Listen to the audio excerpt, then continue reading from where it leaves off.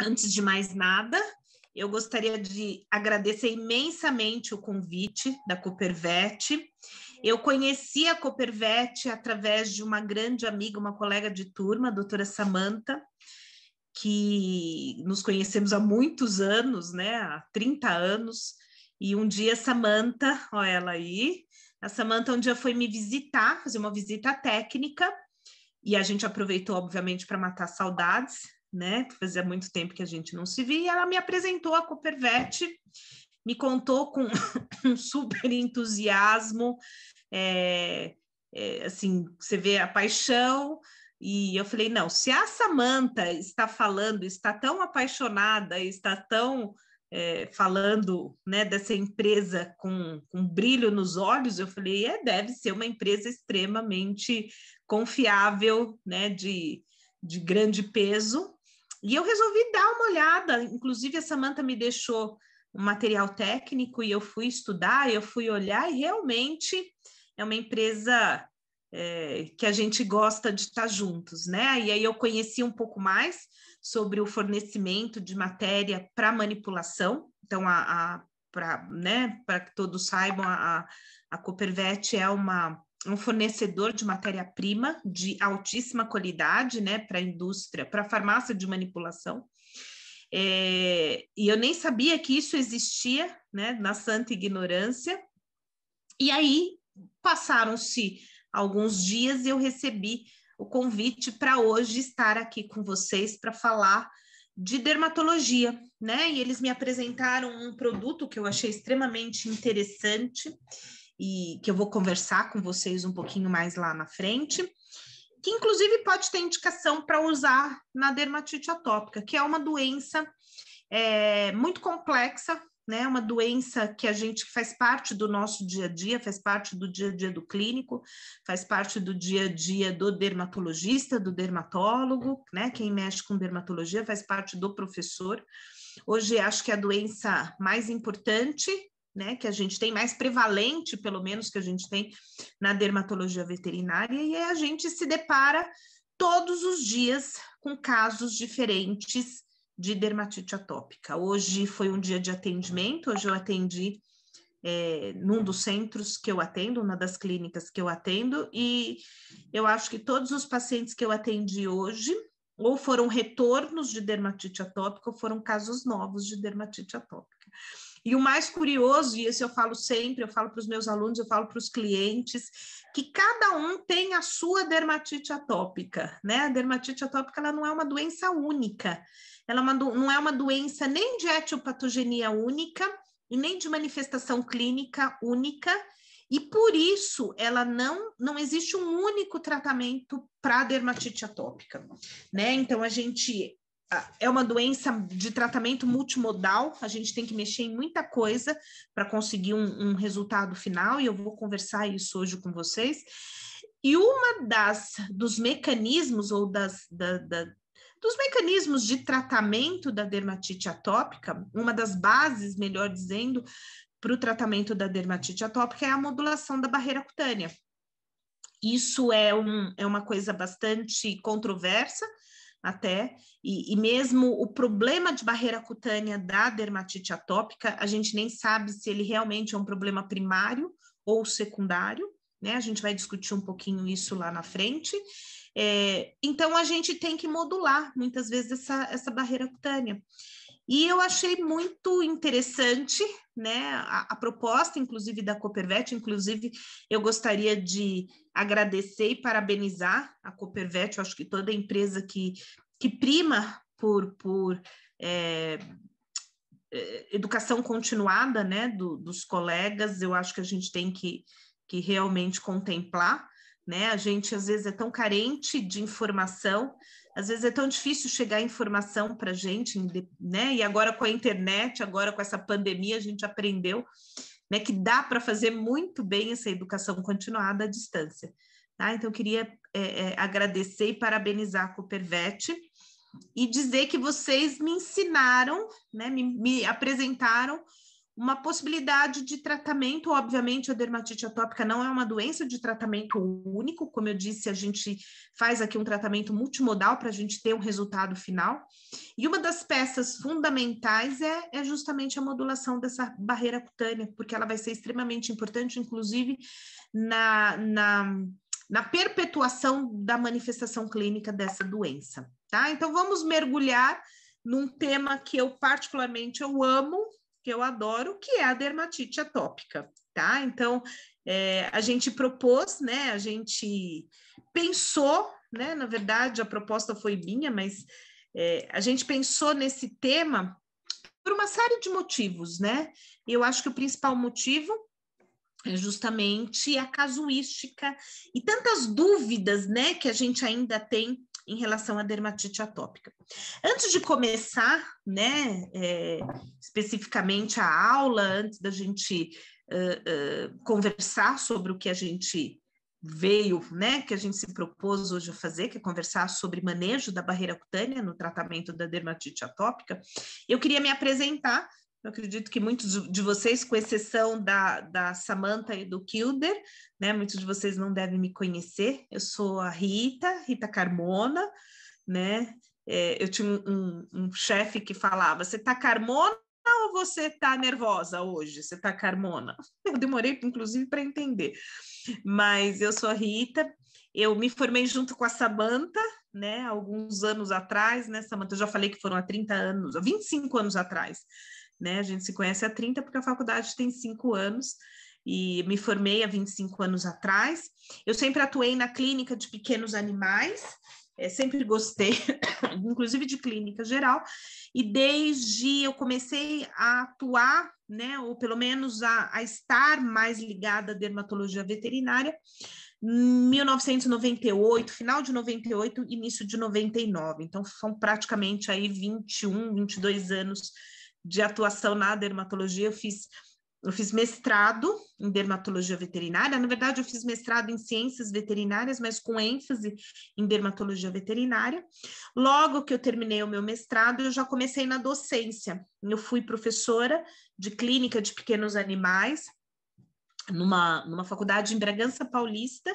Eu fiquei lá por muitos anos, acho praticamente 15 anos, até que eu migrei dessa faculdade para a Universidade Anhembi Morumbi. Hoje eu sou professora de clínica de pequenos animais da Universidade Anhembi Morumbi, em São Paulo, e na Anhembi Morumbi eu sou responsável pela disciplina de dermatologia. A gente não tem exatamente uma disciplina de dermatologia, mas eu fico com toda a parte, eu sou responsável por toda a parte de dermatologia, né, veterinária na graduação. Eu dou aula também num curso de pós-graduação, já há bastante tempo. Eu sou professora da Equalis, né, tanto no curso de dermato, de especialização em dermato, quanto clínica médica. Foi lá, inclusive, que eu conheci o professor Kilder, que também é professor, que está em São Paulo para fazer doutorado. Então, eu conheci lá o Kilder e até hoje a gente sempre está se esbarrando. Eu sou diretora científica, sou membro da diretoria científica da Sociedade Brasileira de Dermatologia Veterinária. Tive 2 gestões como diretora e hoje eu sou colaboradora, né, da científica, do Comitê Científico da Sociedade Brasileira de Dermato.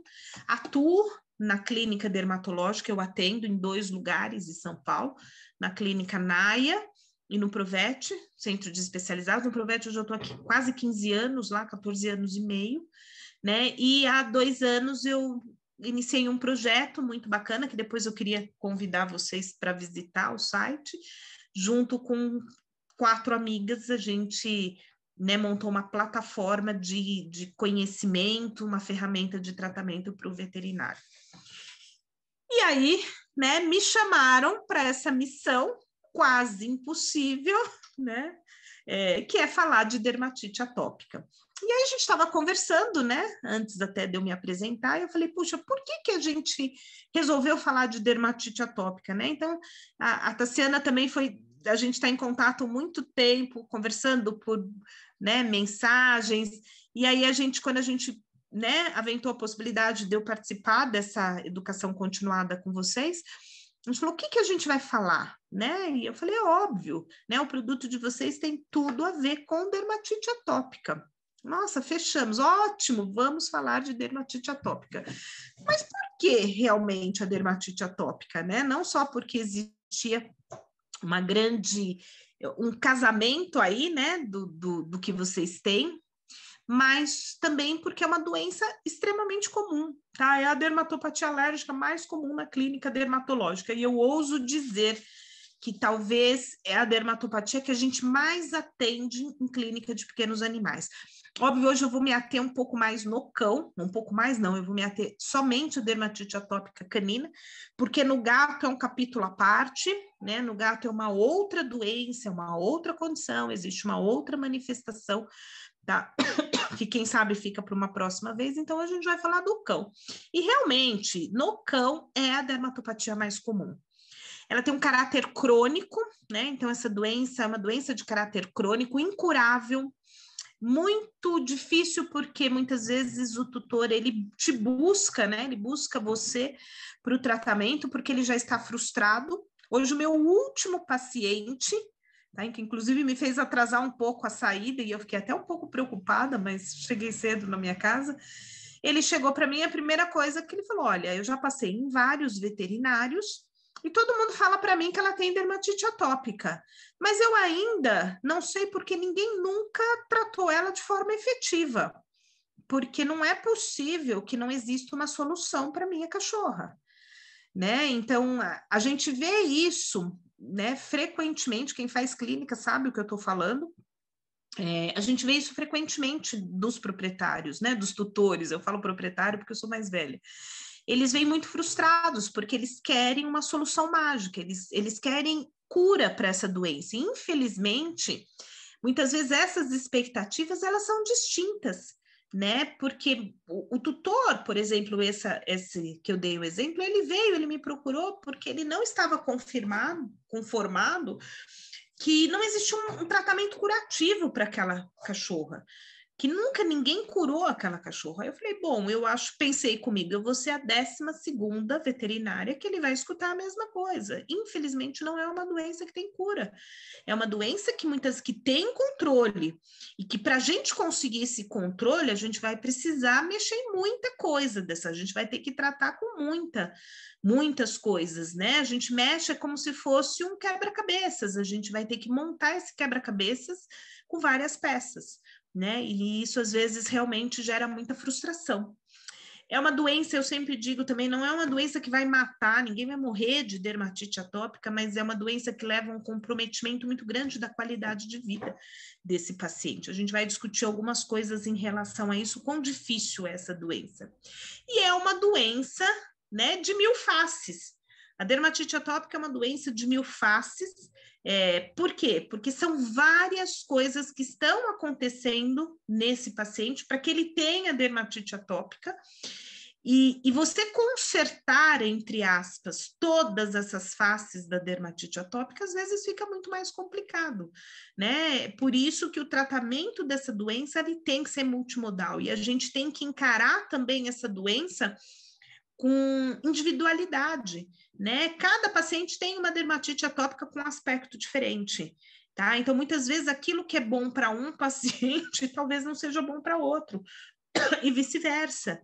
Talvez a abordagem, ela tenha diferenças e ela tem que ser individualizada, tá? Então, cada um vai ter que ter uma individualização do tratamento. Agora, o tratamento tem bases, né? Então, a gente segue algumas bases desse tratamento, alguns objetivos para esse tratamento.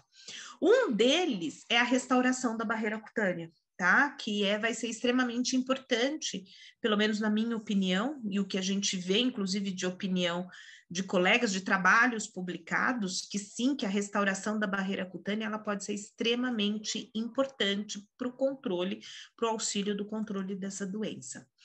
E uma coisa, uma vez eu escutei, até de uma médica, de uma professora, que ela disse, eu escutei numa aula ela falando, para a gente tratar melhor a doença, a gente tem que entender a doença. Então, o entender a doença, o entender a etiopatogenia da doença, não é para pedir detalhes em prova, até porque aqui a gente não vai fazer prova, mas se a gente entender melhor esta doença, a gente consegue entender melhor as bases da terapia, tá? Então, a primeira parte da aula que a gente vai discutir algumas coisas em relação à imunopatogênese dessa doença, inclusive até alguns conceitos em relação à imunologia.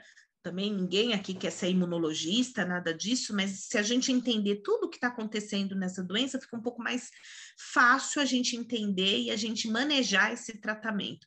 Então, é uma doença extremamente complexa, isso daqui é um esquema, tá? E ele não é nem... Vou colocar o meu apontador, desculpa, tá? Esse é um esquema da doença, tá? Ele nem é um desenho, é mais ou menos para a gente ver o que está acontecendo. Então, na verdade, para a gente, o que é importante? A gente sabe que é uma doença que tem uma alteração, uma disfunção dessa barreira epidérmica, dessa barreira cutânea, associada a uma desregulação imunológica. É uma doença de desregulação imunológica, em que você tem a ativação de linhagens, principalmente de linfócitos TH, né, do T-helper, fazendo reações de hipersensibilidade, né, fazendo reações exageradas, com uma produção muito importante de interleucinas. A gente está escutando tanto agora, né, que a tempestade de interleucinas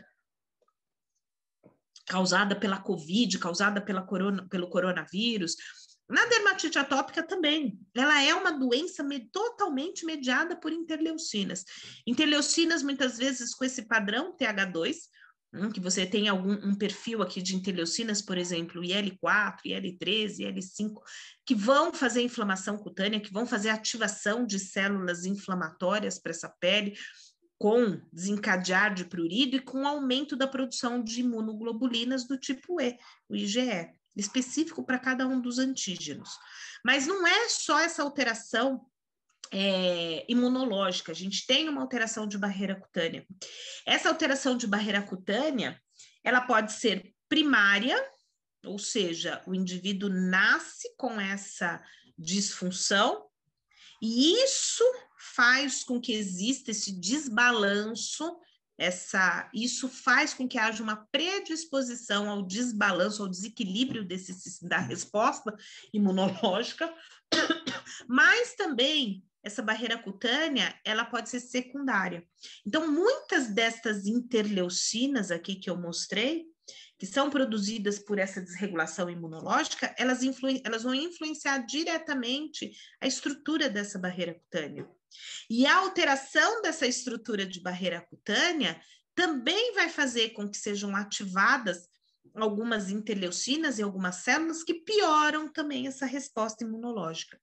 Então, na verdade, é um ciclo, né? Isso é um ciclo. Parece que existe uma retroalimentação.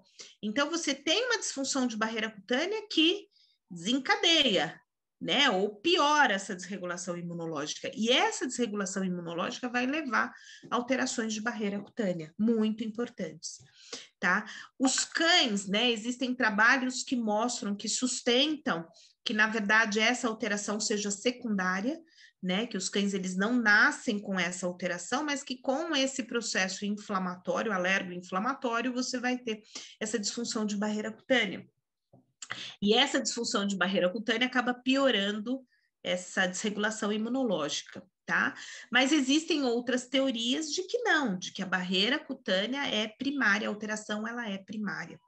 Gente, pouco importa. A gente na clínica, para nós clínicos gerais, pouco importa quem veio primeiro, o ovo ou a galinha. O que importa é que a hora que eu estou diante de um paciente com dermatite atópica, a gente vai ter que a gente está diante dessas duas desregulações. E aí você fala, ok, existem também trabalhos que mostram que a hora que você faz o controle dessa resposta inflamatória, a gente regulariza essa barreira cutânea.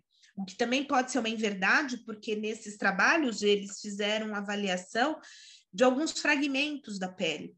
E a gente sabe que o paciente atópico, por mais que ele esteja controlado, por mais que exista um quadro inflamatório aqui, controlado, essa pele do paciente sempre vai ser inflamada. Então, sempre um grau de produção dessas interleucinas vai acontecer para que haja essa disfunção de barreira.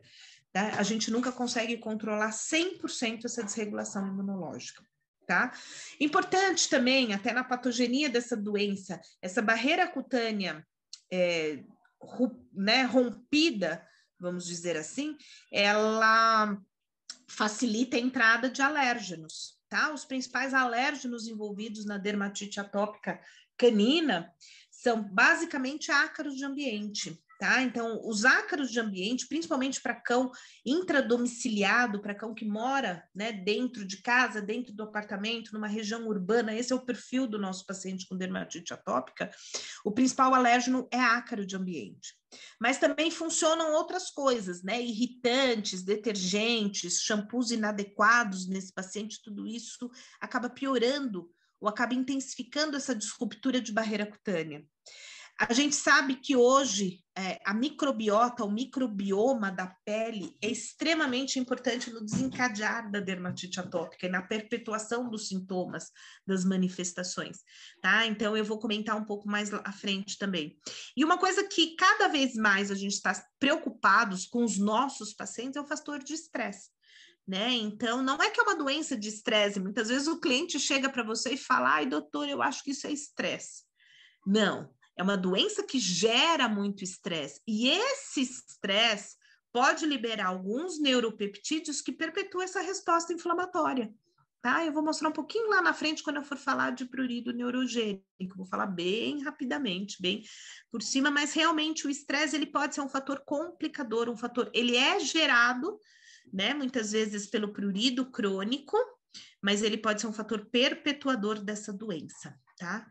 Em relação à genética dessa doença, isso né? A gente sabe que é uma doença genética, a gente sabe que isso é passado de famílias, né? A gente tem raças que são predispostas à dermatite atópica, mas esses genes, muitas vezes, eles podem ser ligados ou desligados, tá? Dependendo do estilo de vida que esse paciente tem.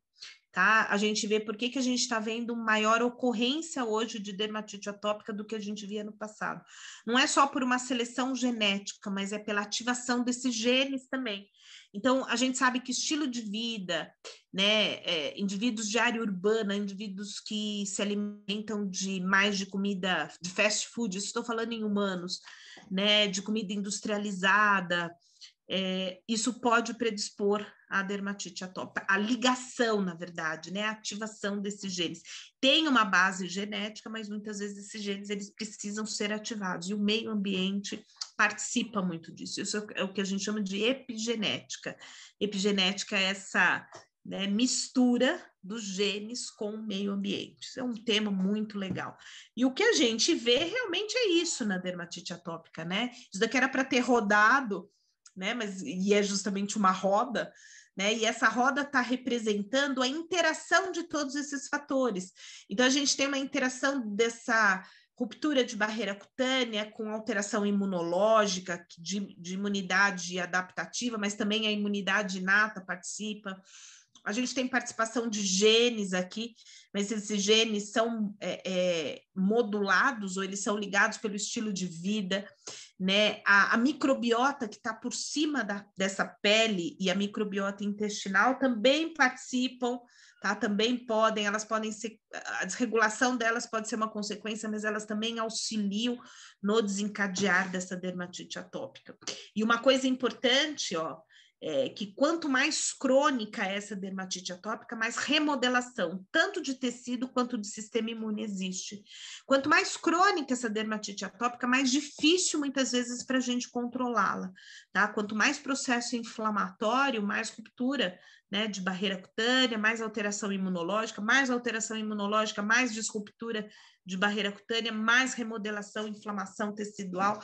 Então, a gente precisa romper todo esse ciclo, e para a gente romper, para a gente parar essa roda, de fazer essa roda girar, a gente tem que mexer em muitas coisas, quando possível, nessa dermatite atópica. Vamos lá, né? Então, vamos ver a barreira cutânea. Vamos ver o que é isso, o que é barreira cutânea, né? Então, se eu tenho que modelar essa barreira cutânea, eu tenho que entender o que é essa barreira cutânea. Então, na verdade, o que a gente considera barreira cutânea?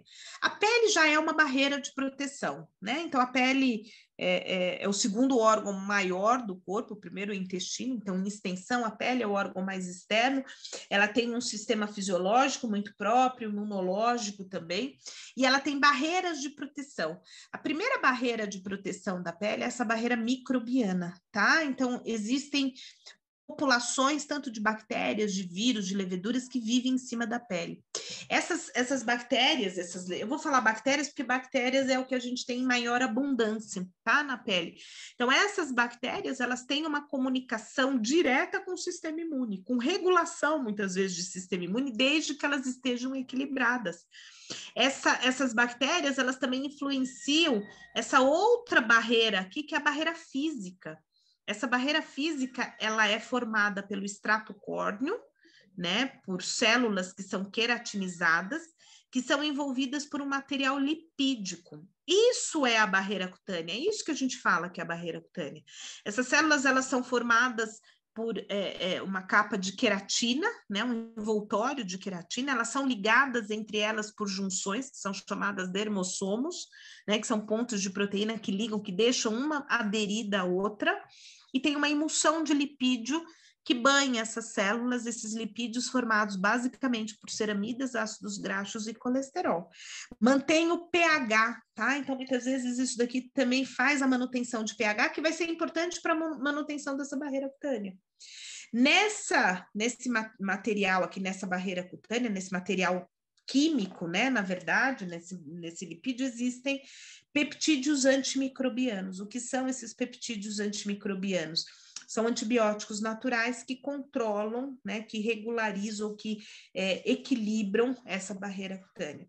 E ainda a gente tem um sistema imunológico, tá? Tudo isso confere proteção. Na dermatite atópica, a gente vai ter alterações muito importantes, tanto nessa camada, que é a camada córnea, quanto aqui, na camada granulosa. A gente vai ter alterações no equilíbrio dessa microbiota e alterações e desregulações imunológicas aqui, que vão culminar com os sintomas e a doença. De novo, vamos entender, vamos começar a ver um pouquinho mais de perto essa barreira cutânea, como ela é constituída. Então, aqui a gente tem as células do extrato córneo, né? A gente tem aqui o extrato basal, né, a camada basal, a camada espinhosa, a camada granulosa, e aqui a gente tem um extrato córneo. Esse extrato córneo aqui, ele é formado por células, ó, achatadas, elas são daqui, elas subiram, elas são envolvidas, né, por uma queratina, ó, um tecido, né, na verdade é um envelope corneificado, por isso que ele recebe esse nome de corneócito. Uma célula ou outra, então aqui a gente está vendo no maior aumento, né, dessa célula queratinizada, elas são ligadas umas às outras, como se elas fossem costuradas, ó, tem umas espículas aqui que se ligam, né, que fazem essa ligação de uma célula para outra, e entre elas existe um material lipídico, formado basicamente por ceramidas, ácidos graxos e colesterol.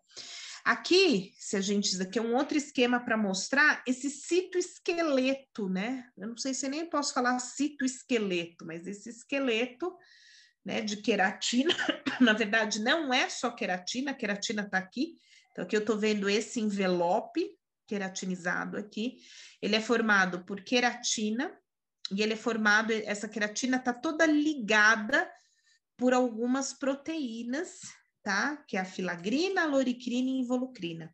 Todas essas proteínas, elas são formadas aqui nessa camada granulosa e elas dão sustentação para esse envelope queratinizado da célula. E uma célula ligada à outra por essas pontes, né, de desmossomos, córneo-desmossomos. Vamos olhar um pouquinho mais de perto, olha que bonito, né, esses córneo-desmossomos. Então, as células, elas estão todas juntinhas aqui.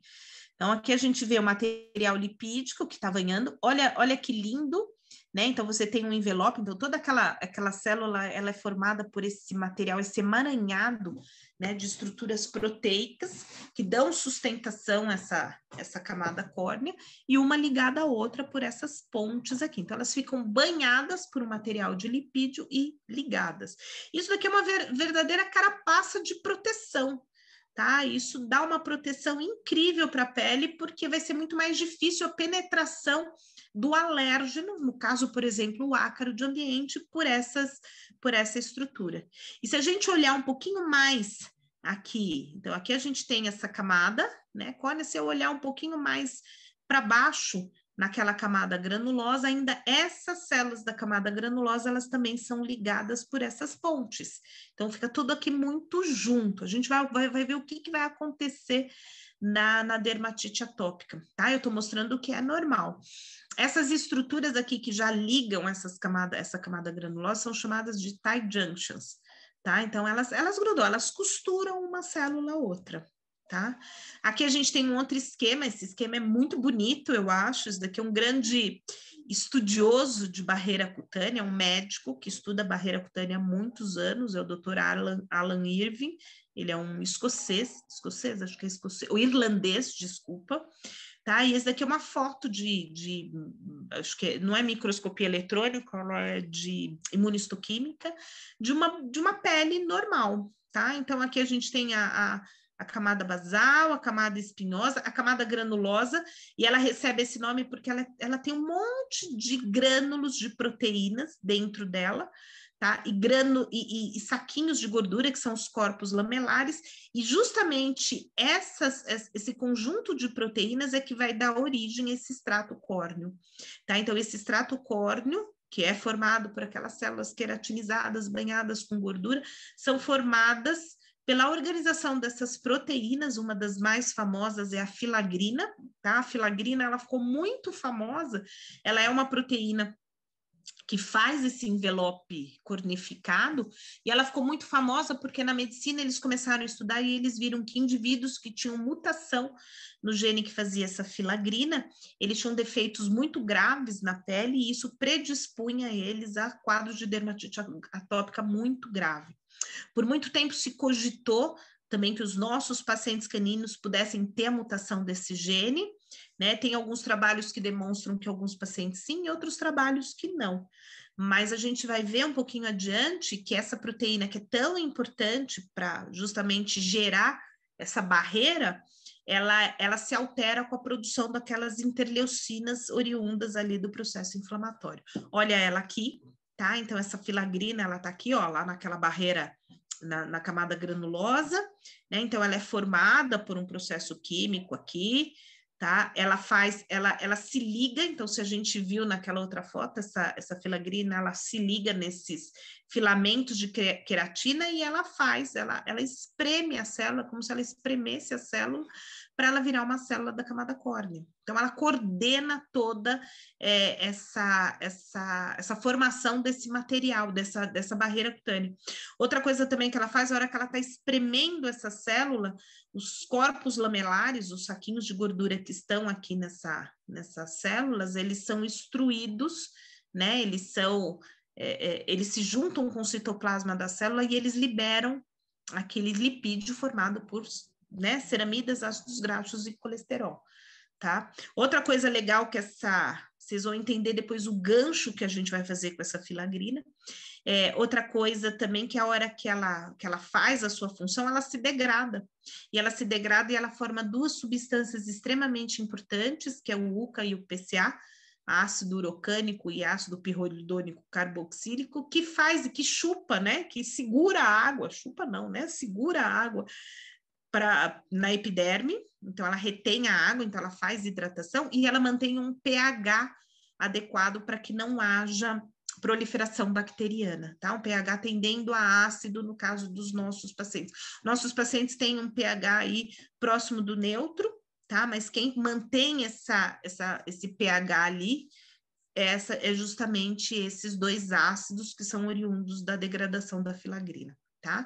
Existem algumas maneiras, e eu estou falando isso, pode ser que o nosso paciente nem tenha uma mutação dessa filagrina, mas com a inflamação, essa filagrina ela vai ser pouco expressa, e tem alguns produtos tópicos que a gente consegue aumentar a função ou a ação dessa filagrina. Então, é uma forma até da gente repor, tá? Ou fazer com que haja maior produção dessa filagrina, para que haja melhor, né, formação desse extrato córneo.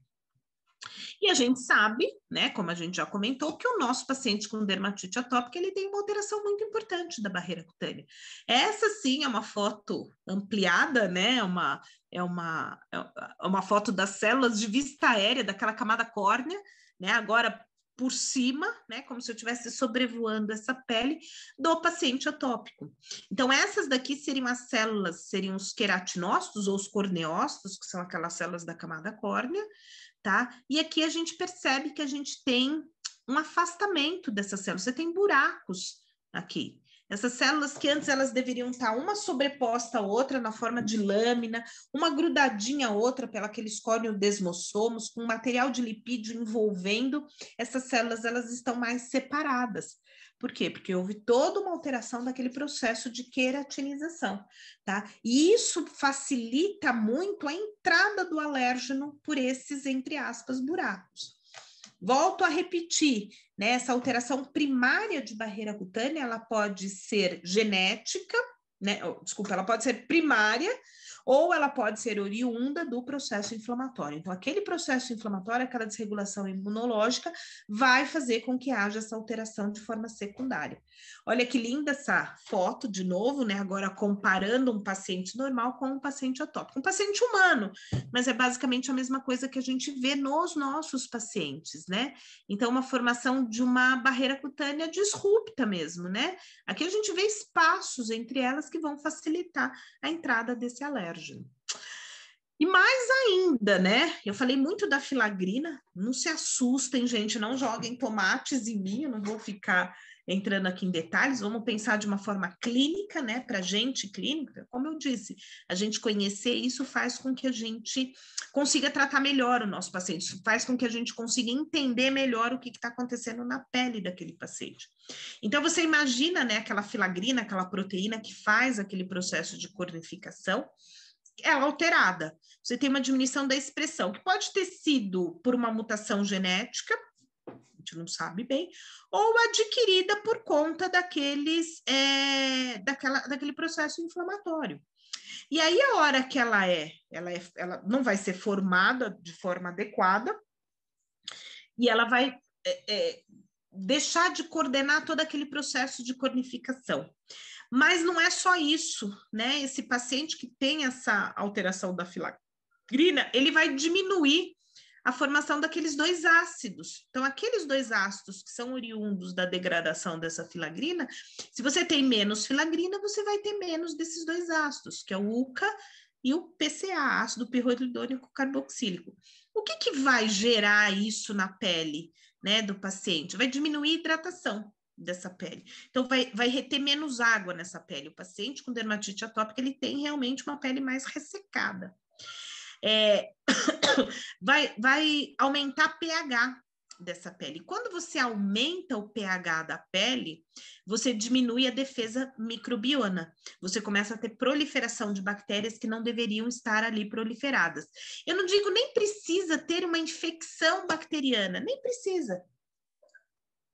Mas a desregulação dessa microbiota ali da pele também vai ter algumas consequências, principalmente se você começar a ter maior proliferação de estafilococos, que é produtor de um monte de toxinas, tá?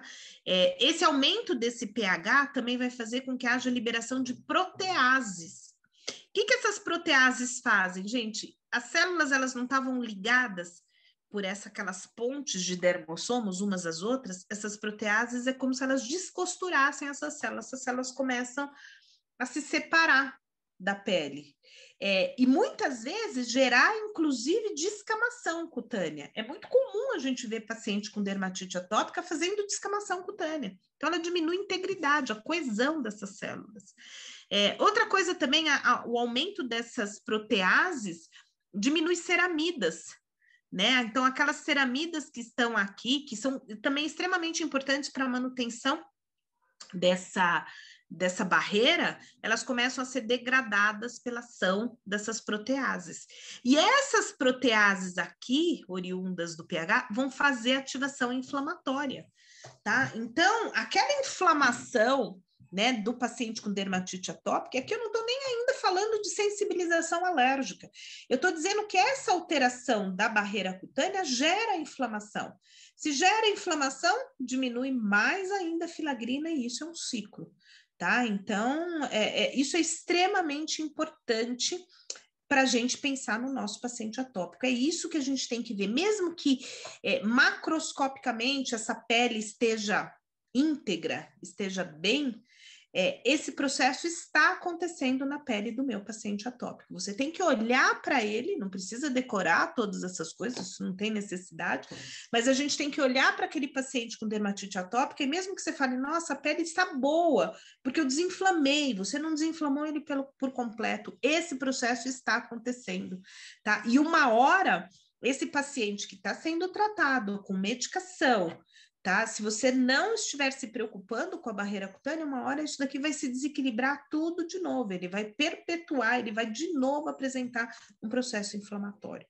Nossa, isso é mais complicado ainda, Rita, tá? Pelo amor de Deus. Não, isso daqui, então vamos traduzir e vamos simplificar, não vamos nos ater a nome de interleucina, porque não é nem o escopo da aula, mas mostrar, né, que na verdade esse paciente, olha, que começa a ter alteração de barreira cutânea, que começa a ter um desequilíbrio de microbiota, muitas vezes com uma maior colonização de uma bactéria, que é o Staphylococcus. Aqui está sendo representada pelo Staphylococcus aureus, porque é um esquema humano, mas na pele dos nossos pacientes é o Staphylococcus pseudo-intermédios, tá? E o Staphylococcus pseudo-intermédios que começa a ter uma maior proliferação, ele começa a produzir algumas toxinas. E essas toxinas produzidas por esse Staphylococcus começam a inflamar mais ainda esse paciente. Começa a desencadear a formação de interleucinas, que não precisamos aqui falar, que vão gerar prurido, que vão diminuir mais aqueles peptídeos que controlam bactérias, que vão deixar o queratinócito mais reativo, que fica muito mais sujeito à irritação do ambiente, à entrada do alérgeno, à sensibilização alergênica. Então, na verdade, gente, o Staphylococcus também é um grande participante no desencadear da pele. E vocês percebam que tudo começa ali na barreira cutânea, né? Toda aquela alteração que vai parece que é aquela coisa de dominó, né? Quando a gente joga o dominó e começa a cair tudo em fileira, esse dominó que vai culminar com todo o processo, é isso que está acontecendo. E cada dominó que está caindo está participando de todo o processo e é um fator que eu preciso controlar. Eu tenho que lembrar que a pele do meu paciente atópico, mesmo que ela não tenha uma infecção visível, ela tem um desequilíbrio de microbiota ali, que aí vai culminar com todo esse mapa do inferno, porque isso é um mapa do inferno, né? Que é essa sensibilização alergênica, que é fazer com que ele se torne um paciente alérgico, né? Então, ele começa a ter alterações aqui imunológicas, com uma chuva de interleucinas, que vão fazer várias coisas.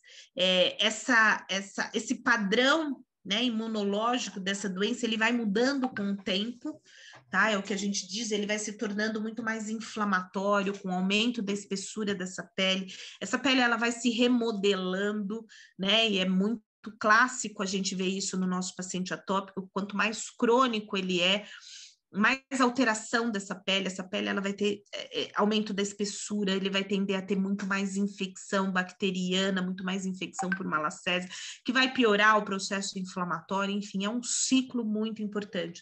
E quando a gente tem essa remodelação muito importante do tecido, às vezes fica bastante difícil a gente conseguir controlar esse paciente, tá? Ele é um paciente de mais difícil controle, o que é óbvio, tá? Esse é um esquema, tá? Mostrando só, quem me emprestou foi o professor Michael Day, já falecido, né, um dos grandes mestres aí da imunopatologia, tá? É só para a gente lembrar, né, e assim, sem nos atermos a essas interleucinas, apesar de que quando a gente pensa em tratamento sistêmico, que não é o escopo da aula, a gente tem que saber a participação de cada uma dessas interleucinas para saber onde esse medicamento está agindo, mas é só para mostrar toda essa desregulação, isso é um esquema simplificado dessa desregulação imunológica que está acontecendo com o meu paciente com dermatite atópica, tá? E que cronicamente esse paciente ele vai ter um tipo de resposta imunológica que leva a muita inflamação cutânea e muito mais disruptura dessa barreira cutânea.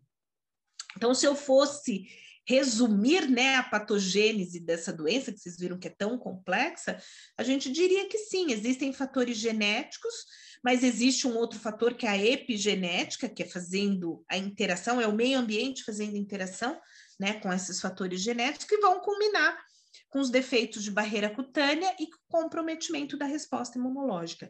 E a hora que eu penso nisso daqui, eu penso que para eu conseguir controlar o meu paciente com dermatite atópica, eu vou precisar de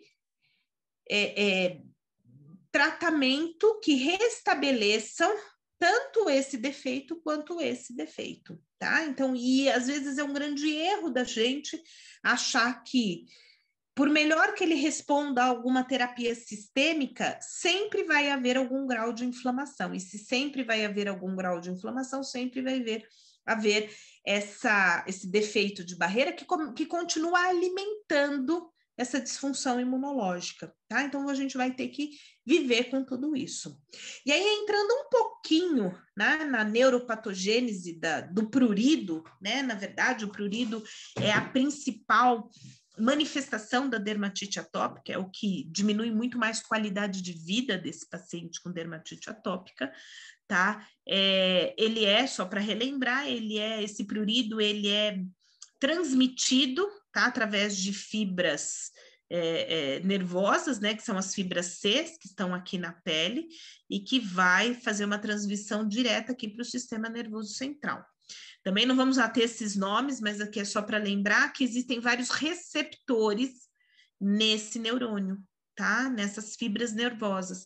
Esses receptores, eles reconhecem algumas daquelas interleucinas que a gente viu, tá? E uma das interleucinas que mais gera prurido é essa tal de interleucina 31, que tem receptor para ela. Essa interleucina 31, ela está sendo gerada naquela resposta alérgica, né, aquela resposta inflamatória, e ela também, quando ela se liga aqui nesse receptor, ela também induz um processo inflamatório.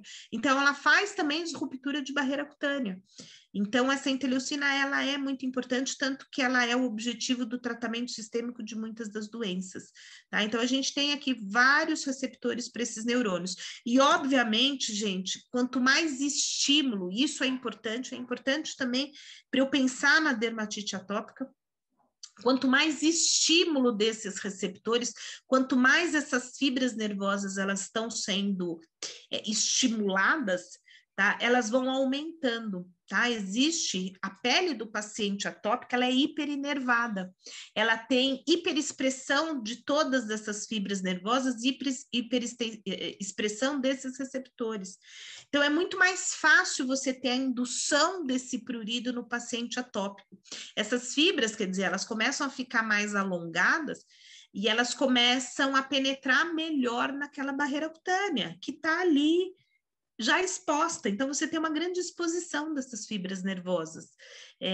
Então, qualquer estímulo que chegar aqui, inclusive de irritantes, shampoos de forma adequada, tem muitos clientes que falam, puxa, depois do banho, o meu cachorro piora. Por que será que ele piora? Ele está fazendo um processo alérgico? Às vezes não. Às vezes é a ação desse shampoo que está fazendo uma irritação e está estimulando mais ainda essas fibras nervosas que está gerando prurido, tá? O próprio queratinócito, né? Fazendo assim. Então, uma das formas, inclusive, da gente, entre aspas, cobrir essas fibras nervosas que estão ali muito mais expostas é hidratar essa pele, é fazer uso de alguns produtos hidratantes que recomponham essa barreira cutânea, que estimulem a formação da filagrina para, entre aspas, proteger essas células, essas fibras nervosas, proteger esses receptores, é uma forma de você tampar esses receptores. Então, isso daqui é bastante interessante a gente pensar, porque muitas vezes a gente consegue melhorar o prurido do nosso paciente fazendo uso de shampoos adequados, né? Então, isso é interessante. Essa daqui é para demonstrar, isso daqui, quem me emprestou, será que eu não vou conseguir passar? Quem me emprestou foi a professora Ana Cláudia Balda, tá? Também uma grande, também da minha turma e da Samantha, tá? Essa é a principal manifestação do prurido, do paciente com dermatite atópica. Esse prurido, né, que está acontecendo, olha esse outro também da professora Ana Cláudia Balda, né? Então, esses pacientes, quer dizer, na sala de consulta, né, se coçando é porque realmente esse prurido, ele é bastante intenso, né? Então, imagina como é isso no domicílio, né? E quanto mais prurido existe, mais disruptura de barreira cutânea, mais inflamação, mais alteração neurológica, a gente também tem que romper o ciclo desse prurido. Agora vamos parar de falar de etiopatogenia e vamos ver a fotografia do nosso paciente com dermatite atópica, tá? Vamos ver quem é esse paciente com dermatite atópica. Normalmente é um paciente que inicia o quadro muito precocemente, tá? É um paciente jovem, início de sintomas aí entre 1 e 3 anos, 70% dos cães com dermatite atópica, eles vão iniciar nessa faixa etária. E uma coisa que eu tenho visto, tá, com maior frequência, é pacientes mais jovens, tá? Eu tenho atendido paciente com 4, 5, 6 meses, 7 meses, 8 meses, antes de 1 ano.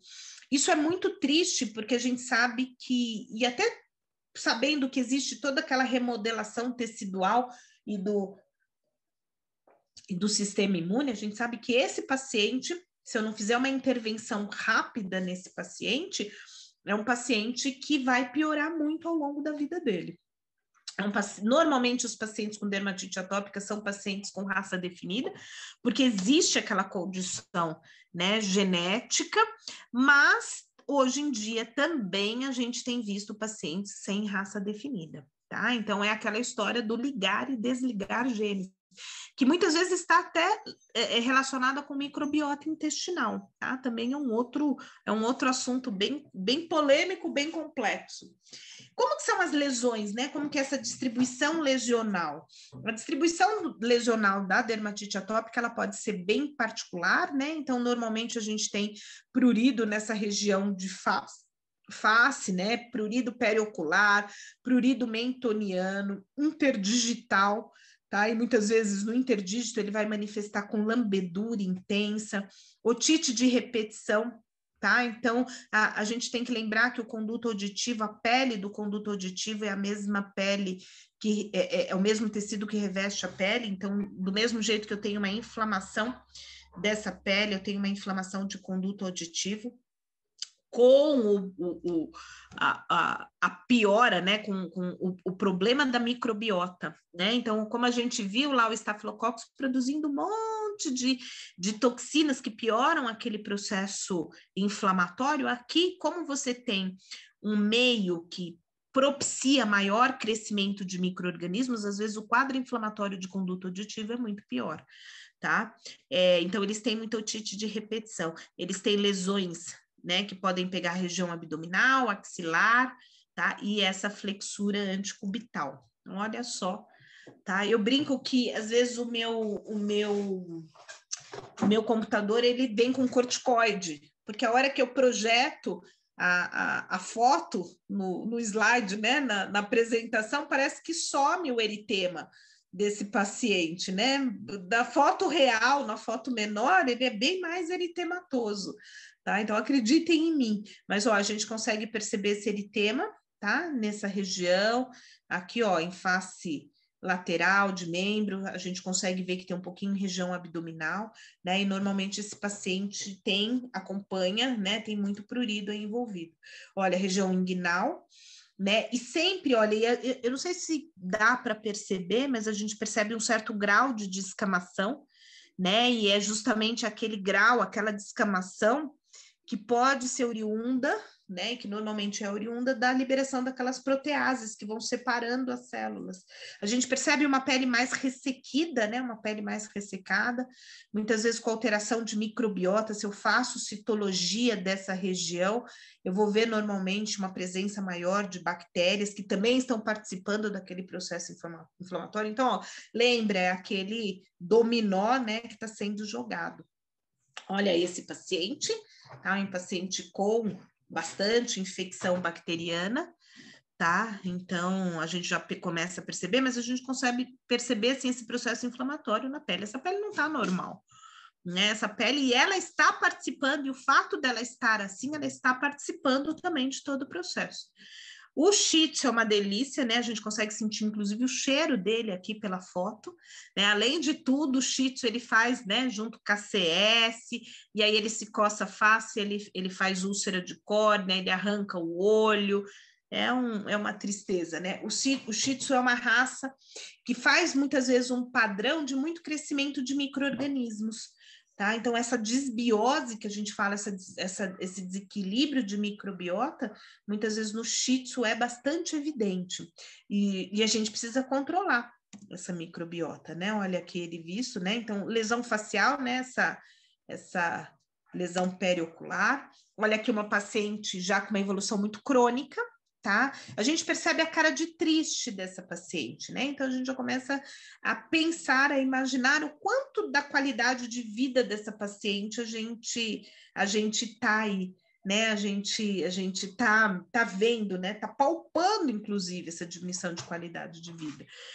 Olha a remodelação tecidual que eu digo, né? Então, quando você tem um processo crônico, tá? Você tem um aumento da espessura dessa pele, você tem também aqui desbiose, às vezes crescimento de malacésia, crescimento de bactérias, que eu também vou precisar controlar, porque lembra, elas também estão participando e estão perpetuando todo esse processo inflamatório, tá? Aqui também um paciente crônico, Beagle também é uma raça bastante nevrálgica, né? Vamos dizer assim, bastante importante para bastante difícil controlar, né? O Beagle faz muita reação inflamatória.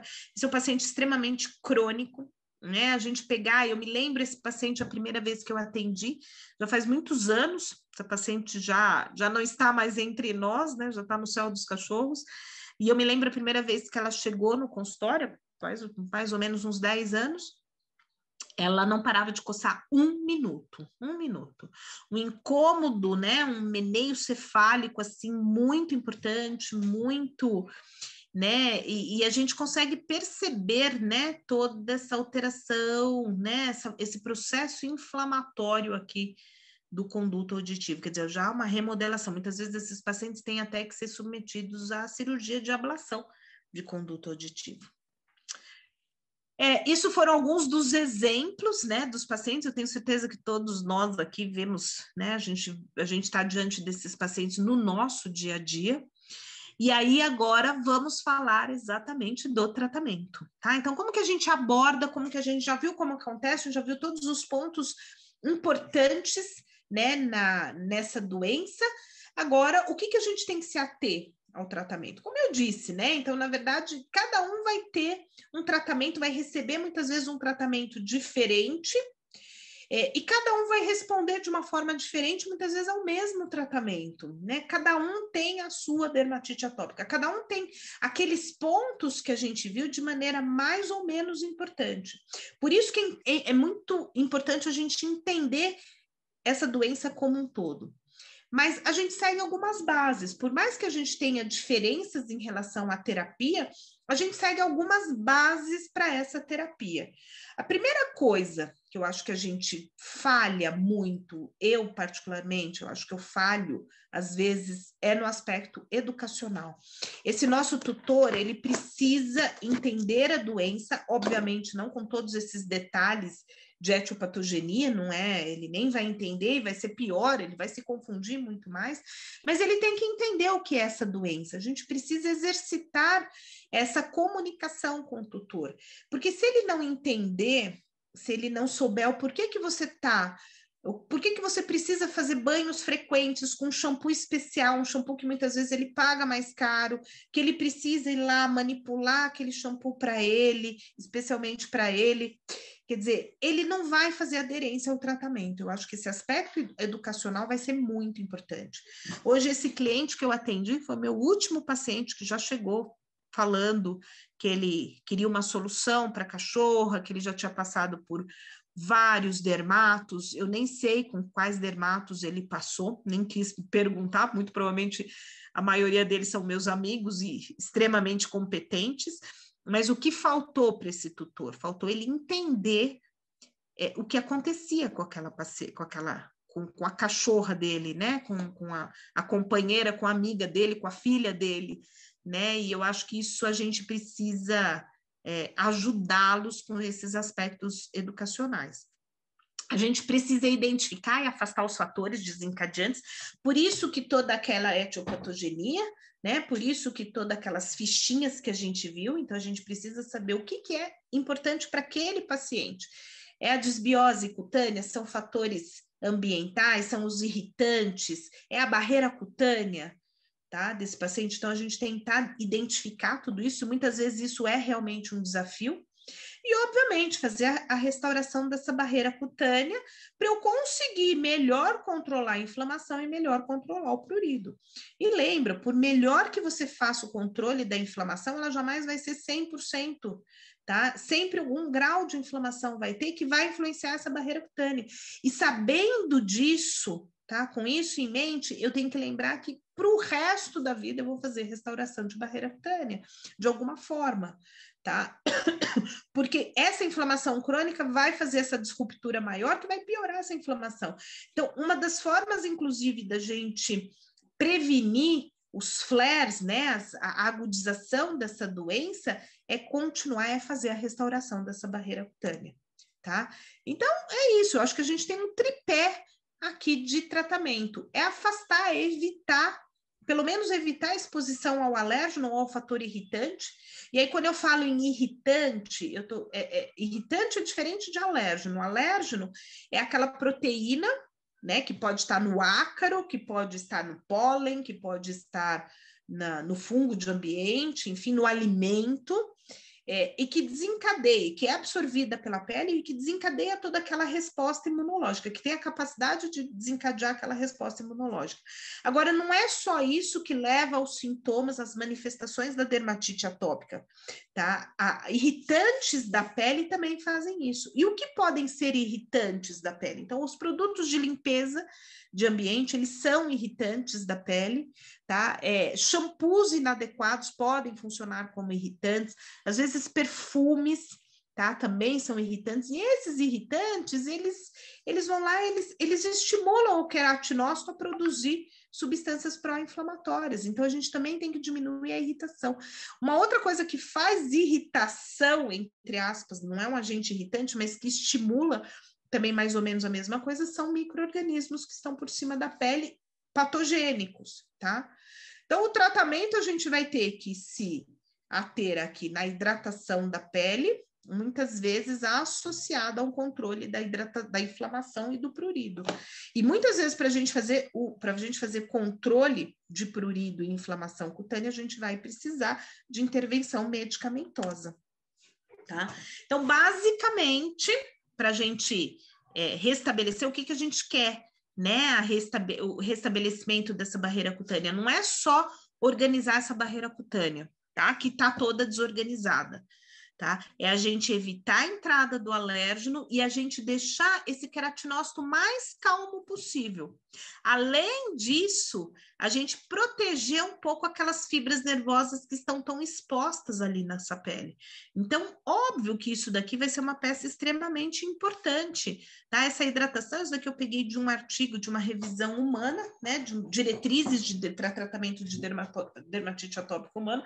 Por isso que aqui esse pH, ele tá um pouquinho diferente do pH normal, mas, obviamente, com a hidratação dessa pele, eu vou ter, né, reorganização de tudo isso daqui. Eu vou, inclusive, fazer com que aqueles fatores ambientais eles sejam menos... eles estejam influenciando menos aquela resposta inflamatória, tá? Então, com certeza, essa recuperação vai ser muito importante.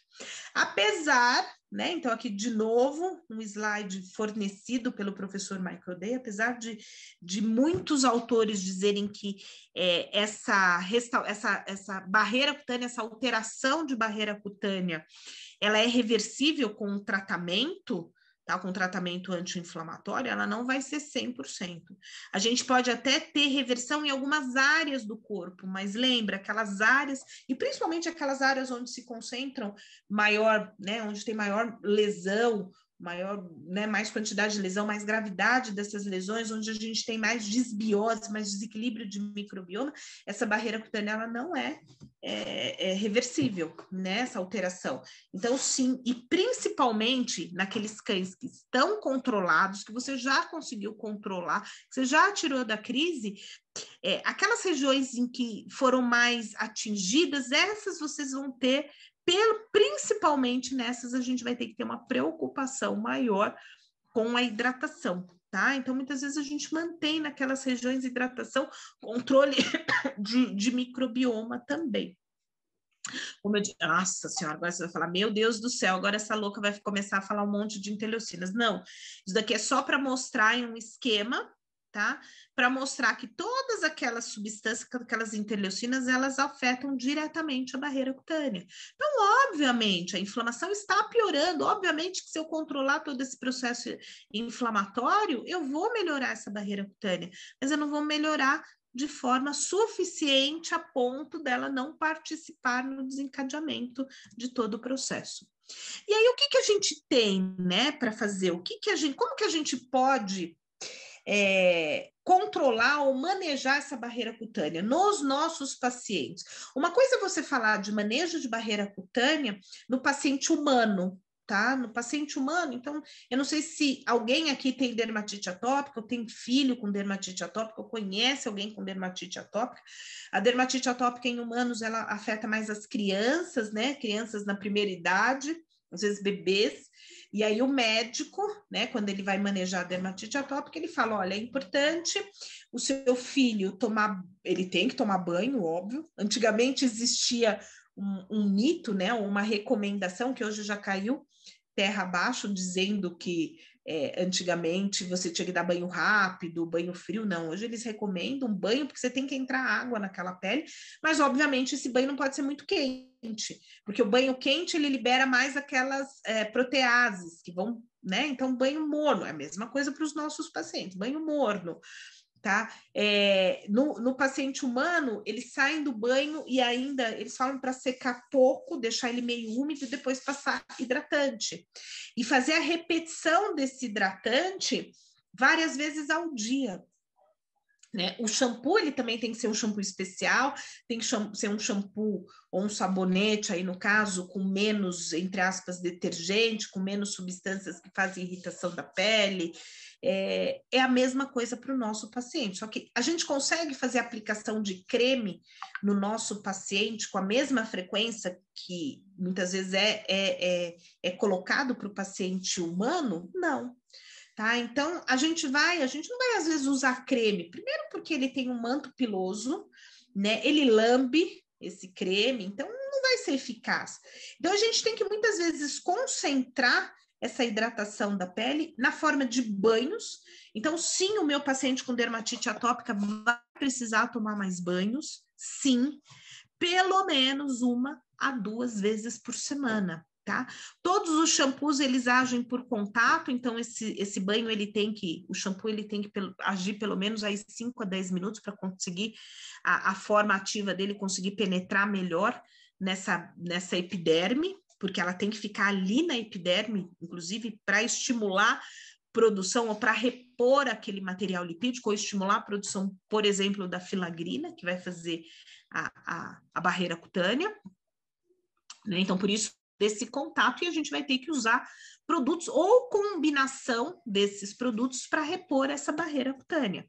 E aí, o que a gente tem, né? Então, eu trouxe aqui alguns exemplos de coisas do nosso dia a dia, tá? Que a gente pode fazer. Então, por exemplo, a aloe vera, né? A babosa, né? O aloe vera, e a gente tem aí diferentes concentrações, vocês acho que devem saber, vocês da indústria de manipulação devem saber muito mais do que eu, né? Então, a aloe vera, além dessas propriedades hidratantes, elas têm propriedades antibacterianas, o que é legal, muitas vezes, porque esse paciente, ele tem desequilíbrio de microbiota.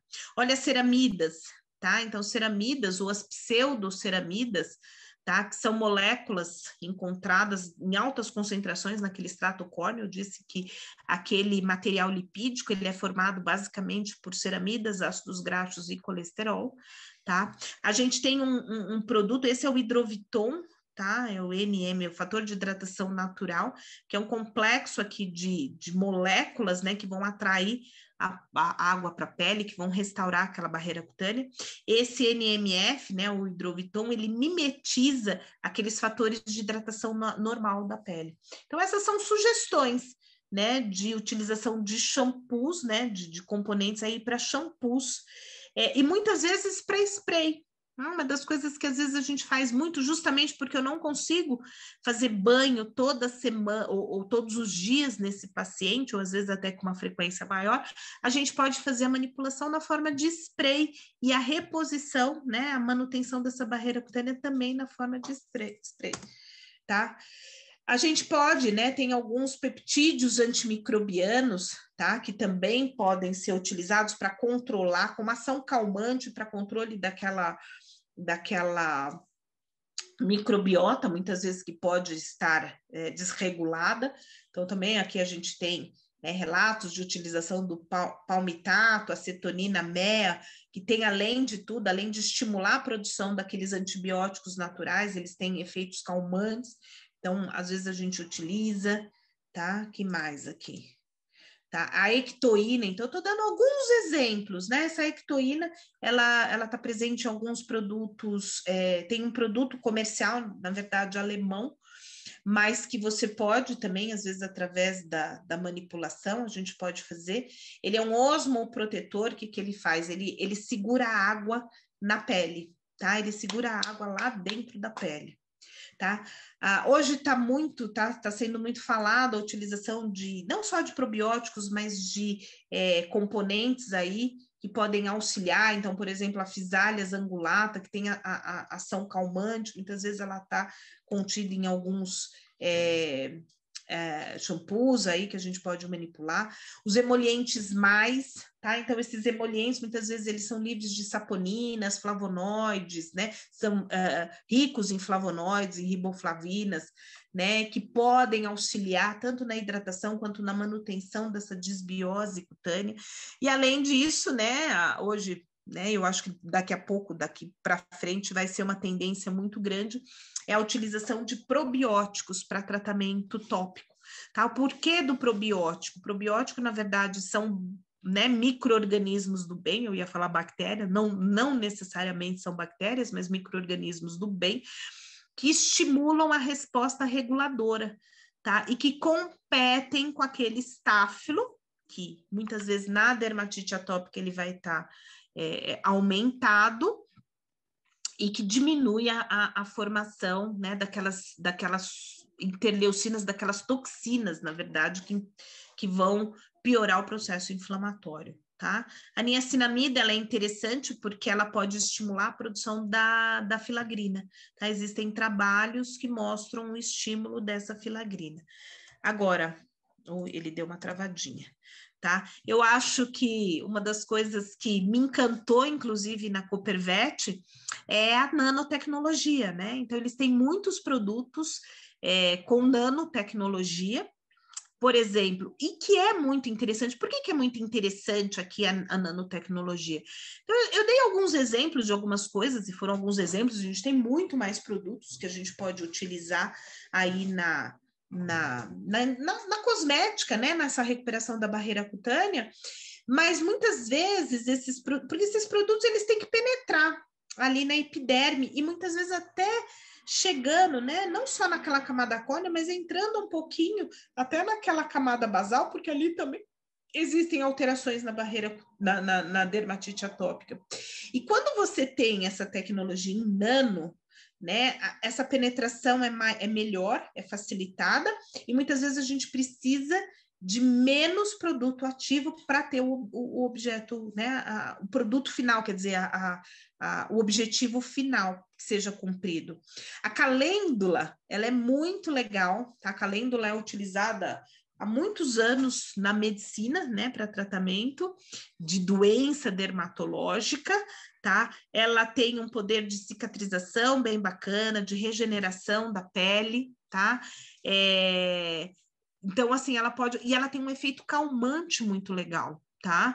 Essa nanocalêndula aqui ainda tem manteiga de karité. O que a manteiga de karité faz? Ela faz uma oclusão naquela pele e ela diminui a perda de água transepitelial. Então, olha, esse nanocoat eu achei muito legal quando me foi apresentado, tá?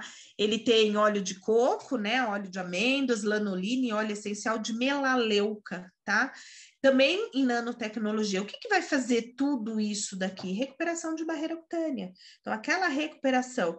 E essa pele, ela não é desbiótica por si só, mesmo que eu não tenha uma infecção aparente, tá? A gente viu que é assim, que toda aquela alteração de pH, aquela alteração vai fazendo um desequilíbrio dessa microbiota, e esse desequilíbrio da microbiota auxilia naquele processo inflamatório.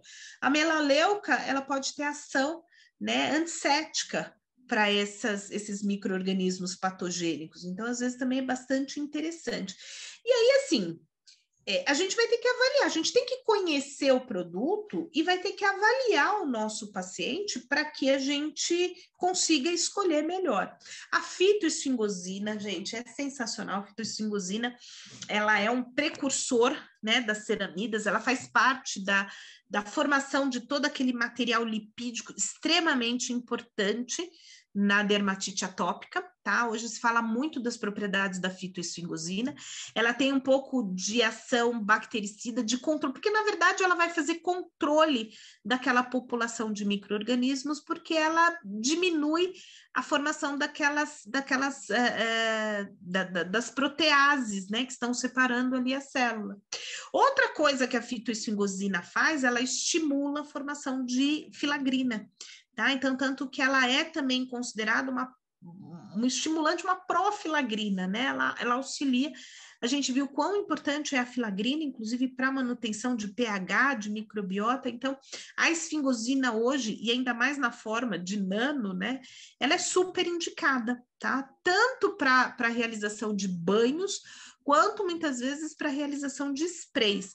E aí, se a gente for pensar que aquele meu paciente, então presta atenção, vamos fechar o olho e vamos lembrar daquele paciente com dermatite atópica, que tem pododermatite, né, que tem prurido aqui nessa região de flexuras, e que mesmo controlado, ele ainda continua se lambendo, ele continua eritematoso, ele tem eritema em algumas regiões. Essas regiões que ainda estão acometidas, muitas vezes até melhor, né? Mas ainda acometidas são regiões que têm muita alteração de barreira cutânea e muita alteração na formação daquele manto lipídico, muita desbiose cutânea.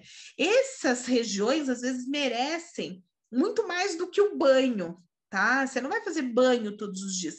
Então, muitas vezes, a utilização de sprays, né? Contendo, por exemplo, fitoesfingosinas, tá? Mousse, podem auxiliar muito o controle, tá, desses pacientes. Então, às vezes, a gente tem que perder, entre aspas, um pouquinho de tempo e explicar para o tutor, né, a importância. Por que ele está fazendo o spray todo dia? Né? Por que ele está fazendo o spray ali? Por que ele tem que dar banho 2 vezes por semana ou 1 vez por semana? Tá? Esse outro aqui também, esse outro componente, o nanohidrate, né, com óleo de coco, óleo de argan, tá? Óleo de abacate, tá? A gente sabe que o óleo de abacate ele tem também um fator anti-inflamatório aí para essa pele, então também uma outra opção de controle dessa barreira cutânea muito interessante. Aqui a gente tem um só de melaleuca, tá? Então esse paciente, essa melaleuca é bem legal, porque assim, eu acho que quando você tem aquele paciente que realmente é muito desbiótico, né, tem muita desbiose cutânea e eu preciso controlar isso, às vezes a gente vai precisar usar esse tipo de terapia, tá? Ele tem um efeito tanto leveduricida, né, quanto ou fungicida, né, ou quanto bactericida. Então, também, volto a dizer, você vai ter que escolher esses componentes de acordo com o teu paciente. Agora, será que, né? Então, eu estou falando em recuperação de barreira cutânea, a gente já viu o quanto é importante. Agora, a gente pode fazer essa recuperação de barreira cutânea de fora para dentro, que é o que a gente está fazendo, na forma de banhos, na forma de shampoos, né? De sprays. E a gente também pode fazer essa recuperação de dentro para fora. Tá? E como que eu faço isso? Além da desinflamação cutânea, a gente pode usar alguns outros produtos. Então, já é conhecido, por exemplo, na medicina, isso daqui foi um trabalho que eu peguei. Se a gente procurar isso na literatura, a gente vai ver com até maior abundância, né? E às vezes trabalhos que sustentem muito essa teoria, né? Essa forma de tratamento, que é a utilização de ácidos graxos, tá? Então, aqui, por exemplo, eu tenho um trabalho mostrando, tá, um benefício da suplementação com ácidos graxos para pacientes, para crianças com dermatite atópica. Se a gente pegar os guidelines, né, as diretrizes, eles citam, né, tem alguns trabalhos que falam, olha, não é tão importante, mas tem alguns trabalhos que falam, sim, é indicado a utilização de ácidos graxos, tá, para controle tanto da recuperação da barreira cutânea, quanto é sabido que esses ácidos graxos, eles podem diminuir aquele processo inflamatório, tá? Muitas vezes, até eles são poupadores, em algumas situações, poupadores de medicação sistêmica, tá? Aqui a Copervet, ela tem, né, e com certeza ele, né, com muita qualidade, porque senão eu tenho certeza que a minha amiga Samantha não estaria com tantos, né, brilhando os olhos dela aí com a empresa, tá? Então aqui a gente tem tanto o ômega 3 quanto o ômega 6, tá? Que podem ser importantes. Obviamente que existe um equilíbrio dessa proporção, a gente precisa de uma quantidade maior, né, de ômega 3 do que ômega 6, e eles participam, aqui ficou um pouquinho, né, coisa, mas eles participam, né? Eles são bastante importantes, não só na recuperação da barreira cutânea, mas também no processo inflamatório, tá? Aqui tem dose sugerida, tanto de ômega 3 quanto de ômega 6, tá? Para a pele, a gente sempre dá uma preferência maior para ômega 3, tá? Para o paciente com dermatite atópica. O ômega 6, ele participa bastante também na recuperação da barreira cutânea, mas aquele que vai ter maior ação anti-inflamatória é o ômega 3, tá? E eu confesso para vocês, aqui tem indicação dessa dose de 40 miligramas quilo, né? E quando eu estou falando de ômega 3, eu estou falando de EPA-DHA, é importante que tenham, né, esses componentes. Eu faço uma dose até maior, eu chego a fazer uma dose maior, tá? Eu chego às vezes numa dose de 60 miligramas quilo de EPA-DHA, né, que vão compor o ômega 3. Então, às vezes, é até maior a dose que eu utilizo, tá? O que é importante também a gente ter em mente, e isso muitas vezes que a gente, às vezes, desanima, muitas vezes o proprietário desanima, né? Ele fala, mas não está dando efeito, não está dando efeito. Às vezes, a gente só vai começar o efeito, eu estou falando para a pele, né? Depois de 3 meses de uso.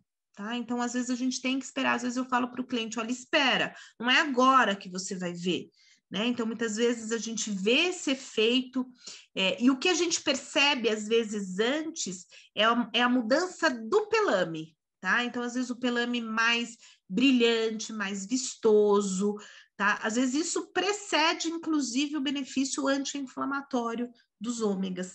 Tá? Então, eu acho que vale a pena a gente pensar, ainda mais se com a utilização de ômega, tá? A gente conseguir diminuir anti-inflamatório, né? Então, isso é bem bacana. E acho que, assim, a grande vedete, vamos dizer assim, do escopo, na verdade, hoje desse nosso encontro, é esse produto OvoPet. Eu vou confessar para vocês que até a Samantha, quando me foi apresentado o OvoPet, eu falei, mas como assim, ovo? Eu achei até que fosse alguma coisa. Aí eu fui ler, né, sobre o OvoPet. Então, assim, eu falei, poxa, olha que legal, é ovo mesmo, né? Porque eu achei que tinha dado um nome aleatório, né? O que é esse OvoPet? É um colágeno, né, 100% natural, que foi extraído da casca de ovo, e ele passou por um processo todo, né, que é patenteado, obviamente, né? E que ele tem uma concentração muito grande de colágeno, tipo 1, tipo 2, tipo 4, né? A gente sabe que o colágeno, ele é importante também para a manutenção da integridade desta pele, tá? Ele tem elastina, ele tem ácido hialurônico, né? Que tá ali também na formação dessas células, né? Toda a estrutura desta pele, né? Ele é rico também em sulfato de condroitina e glicosamina, que é para a pele talvez não seja tão importante, mas para articulações, para tendões, aí vai ser bastante importante, e lisenzima, né, que tem um pouco de efeito anti-inflamatório. Então tem, né, eu tive acesso a alguns trabalhos, né, que mostraram benefícios, tá, do uso do ovo PET aí na restauração, tanto de barreira cutânea quanto diminuição desse processo inflamatório aí da pele. Então, talvez, gente, aqui a gente esteja diante aqui de um produto que seja também um coadjuvante importante, né? De um produto importante, de auxílio na recuperação dessa barreira cutânea e da modulação dessa resposta inflamatória. Eu gostei aqui, né? Existe uma sugestão da utilização do ovo PET, inclusive com dose, né, aqui já em miligramas para facilitar a vida da gente, e a inclusão, né, eles sugeriram a inclusão de outros componentes aqui para a gente ter um efeito melhor. A gente sabe, por exemplo, que vitamina A, vitamina B, E, zinco, tá, são também importantes para a manutenção da estrutura da barreira, né, da pele em si. Muitas vezes esses pacientes, né, eles precisam também de um efeito cosmético, né, de um efeito visual daquela pele. Isso faz melhor aderência, né, ao tutor, inclusive aderência de tratamento do tutor. Então, talvez também seja interessante, até do ponto de vista cosmético dessa pele, não só do efeito de recuperação de barreira cutânea, mas também do efeito anti-inflamatório, mas também de um efeito cosmético da pele. Volto a dizer, talvez ele em separado para o tratamento de dermatite atópica, que eu acho que nem é o escopo, nem é o objetivo, talvez ele em separado, talvez não tenha um benefício tão grande, mas talvez a hora que a gente junte com a utilização de shampoos, de sprays, né, e até do tratamento medicamentoso anti-inflamatório, sim, porque a maioria é bobagem a gente achar que o nosso paciente, eu estaria sendo hipócrita se eu dissesse, olha, né, não tem problema, né, a gente vai ter, com isso a gente vai tirar esse paciente do tratamento medicamentoso, muitas vezes não, tá, mas muitas vezes é aquele auxílio que precisa ou para resposta ou para diminuição, inclusive, de doses de medicamentos. Então, eu prometo que eu vou tentar fazer, eu ainda não tive a oportunidade de usar, ainda não tive mesmo a oportunidade de usar, e agora com essa sugestão aqui de fórmulas, né, eu falei para a Samantha, quando a Samantha foi me visitar, eu falei para ela, Samantha, eu prometo que eu vou estudar mais isso, eu vou estudar, tem muitas coisas que a gente precisa estudar, né, Samantha, que eu falei que eu ia estudar com você, né, e uma delas é essas suplementações, né, que aparentemente existe um grande benefício no tratamento da dermatite atópica. E só para finalizar realmente, tá? Para vocês devem estar já cansados de me escutar, a gente ainda tem as terapias, né, medicamentosas para controle do prurido e inflamação, que não é o escopo da aula, mas só mostrar que a gente tem, né, hoje, opções terapêuticas, e esse funilzinho que eu coloquei aqui é para representar o quanto de poder, né, o quanto de inibição daquelas interleucinas, da quantidade de interleucinas a gente tem. Então, por exemplo, o corticoide, ele tem a capacidade de inibir a formação daquelas interleucinas numa quantidade muito, né, numa diversidade maior dessas interleucinas. Óbvio, o corticoide, infelizmente, não existe nenhum tratamento que supere a ação anti-inflamatória e antipruriginosa do corticoide. Não existe isso. Mas o problema do corticoide são os efeitos diversos. Então, hoje, né, eu sou de uma época que eu só tinha corticoide para fazer nesses pacientes, né? Hoje a gente entrou numa outra era. O corticoide hoje, às vezes, ele é interessante, ele é para tirar de crise, né? Ou para paciente que não tem, infelizmente, condição financeira de investir em outros tipos de terapia. Mas o grande problema do corticoide são os efeitos colaterais. E a gente tem outras opções, ciclosporino, oclacitinib, agora o agora não, né? Mas o loquevetimab, que é um anticorpo monoclonal, que são terapias também bastante interessantes, mas que elas têm um poder de inibição daquelas interleucinas diferentes. Então, elas têm uma ação diferente, elas têm respostas terapêuticas muito individuais. Todas são boas, todas são opções importantes, que vão ser grandes aliadas, né, no nosso tratamento, mas que têm ações diferentes e têm respostas diferentes. E só para terminar mesmo, é só para a gente ver, né, o quanto tem para se falar de dermatite atópica, porque hoje se fala não só na medicina, mas também na veterinária, na utilização de substâncias, né, de medicamentos que inibem aquele prurido neurológico, tá? Então, inclusive, olha, indicação de uso de gabapentina, de pregabalina, tá? Porque aquela remodelação tecidual e aquela remodelação neurológica, também neuronal, né, também propicia a perpetuação desse prurido, né? Fora, como a gente falou, né, muitas vezes até aquele aspecto de estresse desse paciente também pode influenciar na dermatite atópica.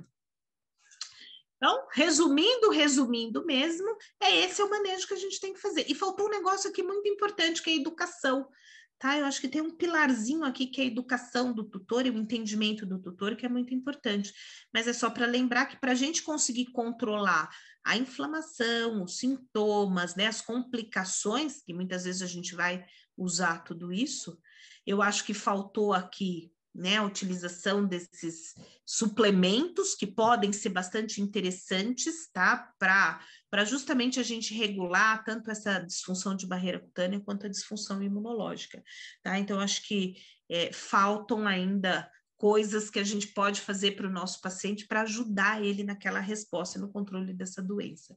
Eu queria convidar todos vocês, né, a visitar a nossa plataforma de conhecimento, é uma comunidade veterinária que se chama VetSapiens, tá? Então é vetsapiens.com, convido vocês a visitar, a trocar ideias, tá? A Samantha é uma assinante nossa e ela é uma participante, tá? E convidar vocês a experimentar essa plataforma aí que talvez venha revolucionar a medicina veterinária. Gente, muito obrigada. Essa é uma paciente minha, a foto ficou meio esquisita, mas é uma paciente minha com dermatite atópica, tá? É a Lolita, e ela, olha que graça, ela veio para mim, né, na consulta, no retorno com uma fitinha, né, aqui bonitinha, uma paciente atópica que hoje está muito bem, graças ao empenho, principalmente ao empenho da tutora, que faz tudo que eu mando, tá? Que faz banho, que faz suplementação, que faz uso de medicamentos, né, que leva nas consultas, nos retornos. Então, ela realmente merece hoje o troféu. É a Lolita, que é uma graça, é uma fofura. Gente, muito obrigada. Eu não sei nem o quanto eu avancei, tá? Na aula, tá? Mas é um tema realmente que eu gosto muito. Acho que eu ficaria aqui 3 horas, né, falando com vocês. Gostaria de estar presencialmente, porque por mais que é muito legal essa forma virtual, né, a gente perde aquele olho no olho, né? Então é legal. Eu gostaria de estar presencialmente, mas também é uma grande oportunidade para trocarmos aqui conhecimento, às vezes com gente, né, de longe. Eu vou dar uma olhada no chat. A Tassiana falou que ia me ajudar no chat, né, Tassi? Olá, doutora, tudo bem? Aí, o meu aluno querido, ex-aluno, o Luiz, ontem eu mostrei uma foto tua e falei de você ontem. Ontem eu dei uma aula, o Kilder está de prova. Eu falei ainda de você, falei, eu tenho um orgulho desse Luiz Zulin, que lindo, obrigada, viu? Doutora Rita? Oi, querida. Tudo bem, Tassiana? Tudo bom, Tassiana? Eu gostaria muito de agradecer você por Imagina, eu que ministrar esse agradeço. curso, passando um pouquinho desse conhecimento, né, para os nossos participantes aqui. Nosso muito obrigada mesmo. Eu que agradeço a oportunidade. Agradeço a Samantha também por ter me convidado, por ter e eu vou estudar bastante, viu isso, Samantha? A gente vai trocar muitas figurinhas. A gente prometeu que a gente vai estudar nutracêutica, a gente vai estudar, né, suplementação. A gente não, eu, né? A Samantha já está bem estudiosa nessa. Com certeza. Tem algumas perguntinhas. A senhora pois quer não, que eu vamos fale? Lá. Vamos Sim, lá. Jane... eu estou aqui olhando, mas eu não... Aqui, pode falar. Desculpa. A Jane está perguntando sobre a pele estar ressecada. Podemos usar qual tratamento? Pode passar óleo de girassol? Então, o óleo de girassol em si, o óleo puro de girassol, ele pode fazer sensibilização, ele pode fazer irritação da pele. Então, você usar simplesmente o óleo, primeiro que no nosso paciente, uma coisa é você falar de óleo de girassol, às vezes no paciente humano. Tem produtos à base de óleo de girassol que às vezes até é utilizado em escaras, em paciente para hidratação. A gente já começa primeiro no nosso paciente, passar o óleo puro. Às vezes a gente não vai conseguir, às vezes vai melecar tudo, misturar com pelo. E outra coisa, que o óleo puro ele pode ser um fator irritante dessa pele. Então, sinceramente, a utilização, você pode até usar produtos até manipulados na forma de shampoos, de spray, aí você vai conversar com a sua farmácia de manipulação, ver se isso é possível, né? Mas usá-lo de forma direta, óleo, eu particularmente não recomendaria, tá? E essa mesma pessoa, a Jane, ela pergunta qual hidratante você recomenda? Olha, Jane, é difícil, assim, a mesma coisa falar, sei lá, muitas vezes você tem que fazer uma combinação, né, de hidratantes. Então, eu mostrei aí alguns exemplos, a gente viu, né, algumas coisas. A fitoesfingosina é um dos hidratantes, para ser bem sincera, a fitoesfingosina é um dos componentes que eu mais utilizo, mas cada paciente vai precisar de uma combinação diferente para esse paciente. Tá? Eu, assim, para mim o top é a fitoesfingosina, sim. Mas, por exemplo, eu mostrei a aloe vera, tá? O óleo de abacate, você tem, tá? Para fazer. Então, é um mundo, é uma infinidade de hidratantes que você pode fazer aí para essa pele, tá? Agora é o Luiz Zacarias. Ele quer saber a nanomelaleuca seria indicado para felinos também? Então, Luiz, para felinos, felinos, assim, é um bicho à parte, né? Já começa por aí. O gato é um bicho à parte. O banho no felino já fica... Às vezes, os problemas de pele no felino, eles são um pouco diferentes. A abordagem, às vezes, é um pouco diferente, principalmente na dermatite atópica. Quer dizer, contraindicação de uso não existe, tá? Pelo menos não que eu saiba, eu nunca utilizei, mas você tem que ver qual que é a indicação, o que você quer, né? Se for para tratamento de doença, de controle de doença fúngica, talvez seja interessante, sim. Tá? Tem um trabalho de uma amiga, é uma xará minha, ela utilizou melaleuca para tratamento de otocaríase em felinos. Tá?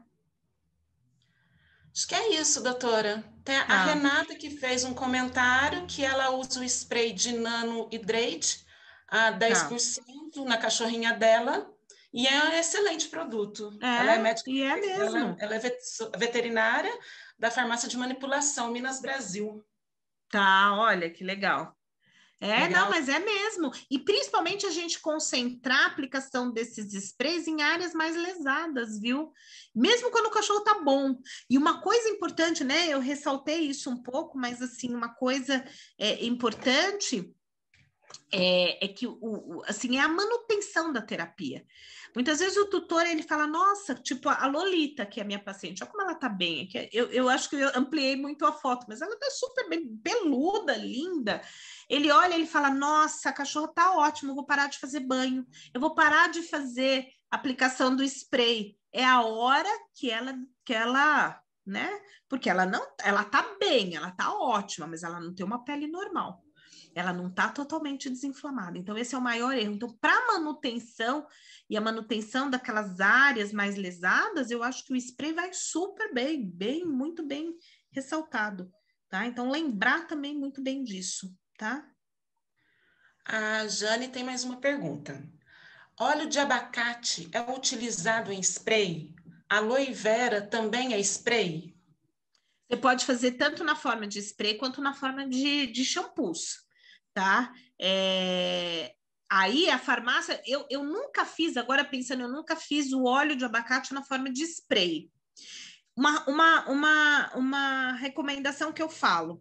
Quando você tem dúvida, por exemplo, eu amanhã resolvo falar, quer saber? Eu vou tentar fazer um spray de óleo de abacate para fazer no meu cachorro. Eu não tenho certeza se esse spray... O que eu vou fazer? Eu vou ligar lá na farmácia de manipulação de minha confiança, que eu uso, e vou perguntar, eu posso fazer na forma de spray? Então, agora, de repente, eu vou perguntar agora para Tassiana. Dá para fazer, Tassiana? Você sabe dizer? Se dá para fazer na forma de... Eu nunca fiz, eu já fiz na forma de shampoos. A aloe vera eu já fiz na forma de spray. A fitoesfigosina eu já fiz na forma de spray. E o óleo de abacate, por exemplo, você sabe dizer? Nessa informação eu vou ter que ver na Coopervet. Então, olha, tá vendo, Jane? Mas uma boa farmácia de manipulação vai fazer isso para você. Vai falar, olha, nós vamos verificar. Eu acredito vamos verificar, que sim, com certeza. Eu acredito que sim. Samantha, sabe me dizer que farmácia eu acho o ovo médio? Ah, tá. E aí deixa eu ver. Aí a Jane tem só mais uma pergunta. Posso passar a polpa de babosa pura no animal? Então, Jane, eu acho que é a mesma questão do óleo de girassol.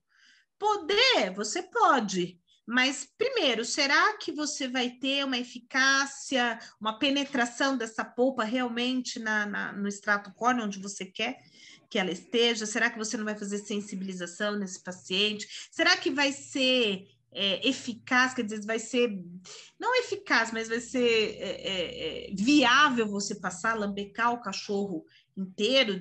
Você tem que pensar que na dermatite atópica é a pele inteira, né, que tá. Então, eu acho que fica um pouco menos viável, a não ser que esteja numa lesão muito pequena. Eu já vi gente fazendo, por exemplo, lesão ulcerada, vão lá e passam mas é uma lesão pequena, tá? Eu já acho que fica muito mais fácil você mandar manipular um shampoo com aloe vera, tá? Eu acho que a disponibilidade, inclusive, quer dizer, a hora que você coloca isso na forma de um spray ou de um shampoo, você vai disponibilizar melhor isso para a pele. Tá? Então, eu não recomendaria, tá? Eu não recomendaria. É isso, doutora Rita. Tá bom? Mas acabou. Mais uma vez, muito obrigada mesmo. Eu que te agradeço você. Você foi maravilhosa sempre, né? Imagina, super atenciosa, super... Né? Coitada, às vezes eu demorava 50 anos para te responder, porque a vida da gente é louca, mas você foi uma graça comigo, viu? Sem dúvida nenhuma. E a Samantha, então, te amo também, minha linda, tá? Vai de novo me visitar para a gente de novo fofocar, Samantha. Estou esperando, hein? Muito obrigada, doutora Rita. Eu que agradeço. Uma ótima noite. Vocês também. Obrigada, gente. Obrigada. Tchau. Boa noite, tchau, tchau. Todo mundo. Tchau.